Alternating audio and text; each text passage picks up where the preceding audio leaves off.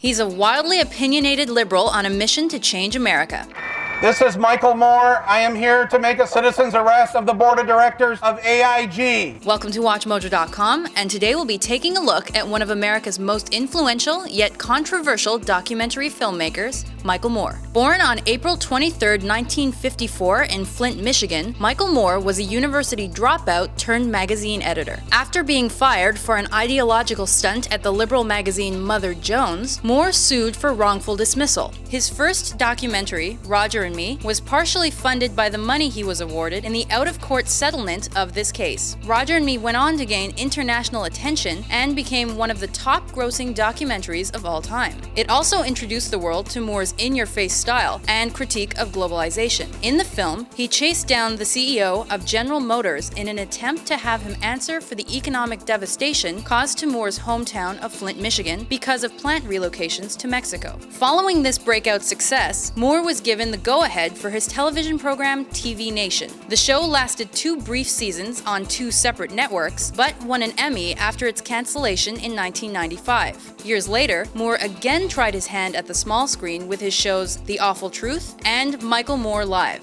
In 1995, Moore's fictional comedy Canadian Bacon satirized his personal view of America's wars. Give me 1 week and I'll have Americans burning maple leaves so fast they won't have time to think about their smog-filled lungs, rising interest rates, or their dwindling savings accounts. He even had a brief cameo appearance in the film as an anti-Canada activist. Moore then returned to documentary filmmaking with The Big One. For the film, Moore chased the CEOs of several different corporations before finally getting the chance to address the CEO of Nike concerning their labor practices. Moore's following Academy Award-winning documentary Bowling for Columbine garnered him critical acclaim for exploring gun violence in America and looking at the conditions that led to the Columbine High School shooting. While Bowling for Columbine was heavily critical of the American government, this sentiment was increased considerably in his 2004 release, Fahrenheit 9/11. The film specifically targeted then-President George W. Bush and his administration. At the time, Moore even hoped the film would help prevent a Bush re-election. Despite being unsuccessful with this goal, Moore did succeed in vocalizing the climate of fear and political opportunism the Bush administration had orchestrated due to anxiety surrounding the September 11th attacks. Following that controversial film, Moore released Sicko,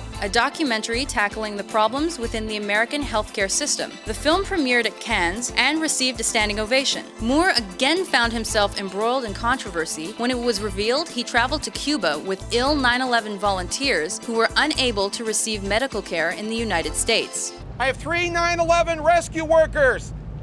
They need some medical attention. These huge successes were followed by the poorly received documentary Captain Mike Across America, which was later re-edited into Slacker Uprising and given out as a free digital download. The film was heavily criticized for being an overly self-promotional effort by Moore. It depicted his travels from campus to campus prior to the 2004 U.S. election as he attempted to get a new generation of voters involved in the political process. Putting politics aside in 2009, Moore released Capitalism, a love story, which has been viewed either as his most radically effective work yet or as a slanted and self-righteous condemnation of the U.S. economic system. We're here to get the money back for the American people. I got more bags. 10 billion probably won't fit in here. Over his career, as both a filmmaker and author, Michael Moore has become one of the left wing's most vocal speakers. He is one of the most recognized documentary filmmakers due to his willingness to push the boundaries of truth by supplementing fact with entertainment and opinion.